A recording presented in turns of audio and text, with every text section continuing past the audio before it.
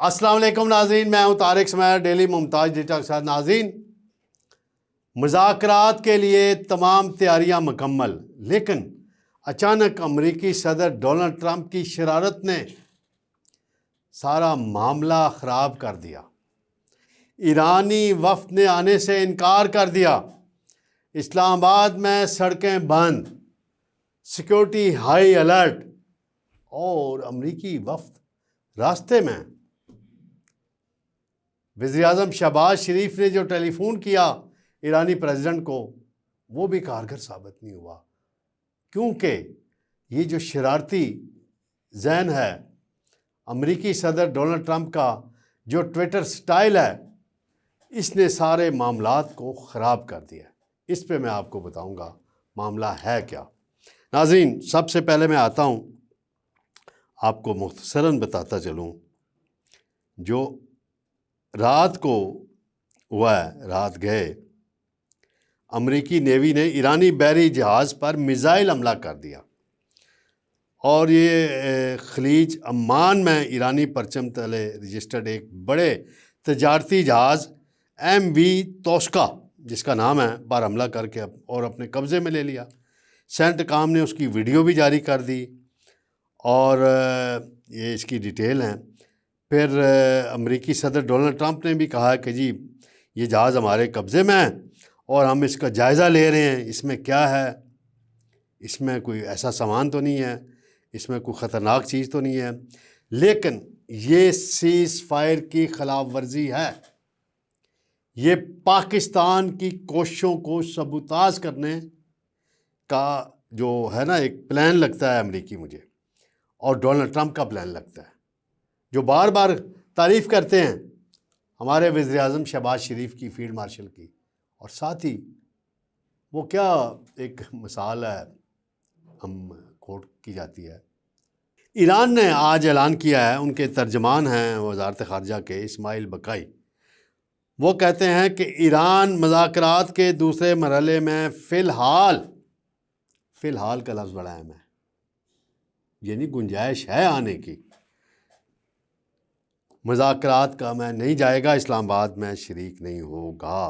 वो कहते हैं अमेरिका ने गैर संजीदगी दिखाई और जो खिलाफ वर्जी की, इसके मतलब हमने पाकिस्तान को तमाम तफसीलात से आगाह कर दिया। उन्होंने कहा कि बाज़ बुनियादी मामलात पे अभी भी इख्तिलाफ़ात मौजूद हैं। ये है नाज़रीन सारा मामला। मैं थोड़ा सा एक मिसाल दूंगा कि अमेरिका में निज़ाम कैसे चलता है। मसलन एक डेवलपमेंट होती है, कोई जंग शुरू हो गई, कहीं बड़ी डेवलपमेंट पॉलिटिकल हो गई दुनिया में, तो अमेरिका के अंदर स्टेट डिपार्टमेंट हो, वाइट हाउस हो, पेंटागन हो, हर इदारे का एक स्पोक्समैन है, कई स्पोक्समैन हैं। अगर कोई जर्नलिस्ट उन्हें टेलीफोन करता है कि ये डेवलपमेंट हो गई है अफ्रीका में, ये एशिया में हो गई है, ये पाकिस्तान इंडिया का क्लैश होने वाला है, हो गया है, इस पे अमेरिका की क्या पॉलिसी है, तो वो फ़ौरन अपना रिएक्शन नहीं देते, कहते हैं आपको कॉल बैक करेंगे, 30 मिनट दे दें, 1 घंटा दे दें। दूसरे स्पोक्समैन को करें वही करते हैं, तीसरे को करें वही करते हैं। फिर वो एक आती है, जब उनकी पॉलिसी आ जाती है तो फिर वो वर्जन अपना देते हैं कि अमेरिका की ये पॉलिसी है। लेकिन अब अमेरिकी सदर डोनाल्ड ट्रंप का क्या किया जाए? एक लम्हे एक अच्छा ट्वीट, दूसरे लम्हे बुरा ट्वीट। वो समझते हैं कि वो दुनिया के बादशाह हैं और सारे उनके आगे झुके। जो अमेरिकी सिस्टम है उसको भी वायलेट कर रहे हैं अमेरिकी प्रेसिडेंट। दुनिया में कहीं नहीं होता कि इस तरह की क्रिटिकल सिचुएशन हो और उस मुल्क का सदर वज़ीर-ए-आज़म बराह रास्त जर्नलिस्टों को इन्फॉर्मेशन दे रहा हो, बराह रास्त बात कर रहा हो। सिस्टम में बात की जाती है, स्पोक्समैन बात करते हैं, फॉरेन ऑफिस बात करता है, मिनिस्ट्री ऑफ इंफॉर्मेशन बात करती है और नपे-तुले अल्फाज इस्तेमाल करते हैं ताकि माहौल ख़राब ना हो। या अमेरिकी सदर जर्नलिस्टों को फ़ोन करते हैं या उनका फ़ोन जाता है तो फ़ोन अटेंड कर लेते हैं और इन्फॉर्मेशन देते हैं। कहते हैं JD वैंस वाइस प्रेसिडेंट हैं, सिक्योरिटी क्लियरेंस नहीं हुई, पाकिस्तान नहीं जाएंगे। थोड़ी देर बाद फिर खबर आती है वाइट हाउस से ही आती है, उनके ही ज़ेरे कंट्रोल जो वाइट हाउस है उसके स्पोक्समैन कि नहीं जेडी वैंस जाएंगे। यानी जेडी वैंस के मतलब जो इल्ज़ाम लगाया अमेरिकी सदर ने, जो जवाज़ बनाने की कोशिश की कि जी सिक्योरिटी के मसले हैं। पाकिस्तान से पूछो, पाकिस्तान ने कितने अच्छे सिक्योरिटी के अरेंजमेंट 10, 11, 12 अप्रैल को किए थे। हमने अपने मुअज़्ज़ज़ मेहमान ईरानी प्रेसिडेंट को हमारी फ़ज़ाइया ने किस तरीके से इस्राएली साजिश से बचाया और वहाँ पे ईरानी डेलीगेशन को तेहरान पे उतारा। 25 तैयारों ने उनको प्रोटेक्ट किया फ़ज़ाइया के। हम तो ये करते हैं और आपको भी प्रोटेक्शन दी। जेडी वैंस से पूछ लें, कुछ सिक्योरिटी का मसला था, बस आपकी आपस की कोई जो लागतबाजी है उसमें कोई मसला कर रहे हैं। पाकिस्तान अब भी मुखलिस है सारे मामलात में। मैं यहाँ ईरानी भाइयों के लिए भी एक बात करूँगा कि उन्हें ये अनाउंसमेंट अभी नहीं करनी चाहिए थी कि वो नहीं जा रहे।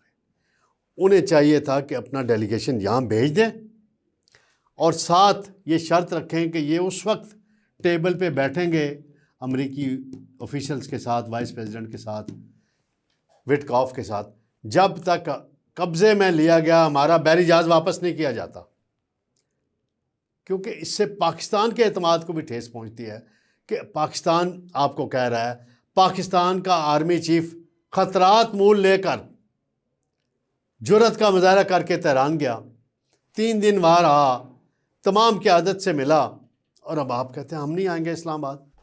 जब यहाँ सारे अरेंजमेंट्स मुकम्मल हैं, आपकी एडवांस टीमें भी आई हुई हैं, तो ज़रा आप भी ख्याल करें अपनी अदा पे। और अमरीकी सदर तो हैं ही, उनकी अदा पे तो क्या कहें। तो ये नाज़रीन ताज़ा तरीन सूरत हाल थी। डेवलपमेंट्स बड़ी तेज़ी से हो रही हैं। शहबाज शरीफ साहब ने एक मीटिंग भी अभी चेयर की है और उसमें सारे, और इस्लामाबाद में अभी घूम कर आया हूँ, मुख्तलिफ़ इलाकों से, रेड जोन से और बाकी इलाकों से भी देख कर आया हूँ। बड़े ज़बरदस्त फैंटास्टिक सिक्योरिटी अरेंजमेंट। ऐसे सिक्योरिटी अरेंजमेंट्स मैंने शायद इससे पहले कभी नहीं देखे हों। कभी 23 मार्च की परेड के लिए होते हैं, वो होता है, लेकिन ये वाले अरेंजमेंट्स, और मेहमान आ रहे हैं, वफूद आ रहे हैं, डेलीगेशन आ रहे हैं, लेकिन मेन डेलीगेशन का जो इशू है, देखते हैं आइंदा चंद घंटों में इस हवाले से क्या डेवलपमेंट होती है। इंशाअल्लाह जल्द आपकी खिदमत में दोबारा हाज़िर होंगे। अल्लाह हाफ़िज़।